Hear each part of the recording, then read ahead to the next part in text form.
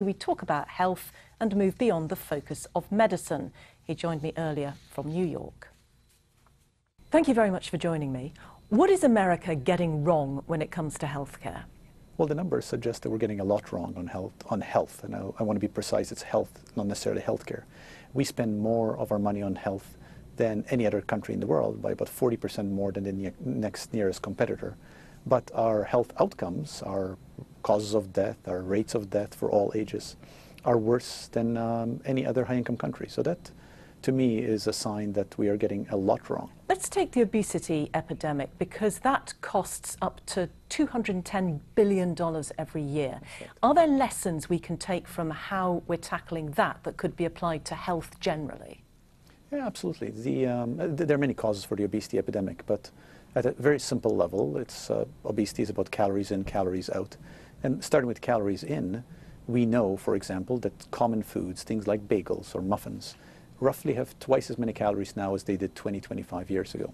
So what has changed is the world around us, the availability of food, the ready availability of nutrient-poor and calorie-dense food. What has not changed are our genes. Our genetics have not changed. So every time we talk about the obesity epidemic and we say, well, let us take a deep dive into genetics. Now, of course, genetics do matter. I want to be clear, they do matter. But that's not what has changed in the past 25 years. What has changed is the world around us, the amount of food we eat, the calories we eat, and on the calories outside, the amount of exercise we get. So as America has moved to become more and more sedentary, Americans spending more time in cars, as we disinvest from public parks, places where people can exercise and get fresh air, all of those are contributing to the obesity epidemic. One of the chapters in your book is called Humility. How does humility create better health? Well, if you and I were having this conversation 150 years ago, I would be telling you that health is caused by a combination of our phlegm and our blood, and that if you had a fever, we would let out some blood because fever is because of you having too much blood. Now, when I say that today, I bet anybody watching will say, well, that sounds absurd.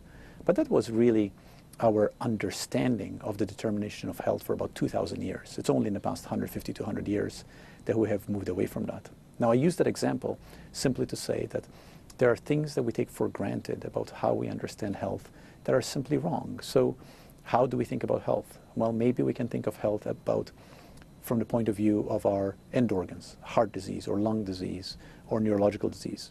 Or maybe we can think about our health behaviors, namely our smoking or our eating. Maybe we can think about health from the point of view of the resources we have to buy ourselves a healthier life.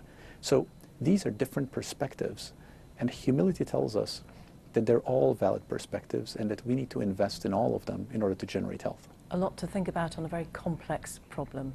Sandro Galea, thank you very much indeed for joining me. Thank you for having me.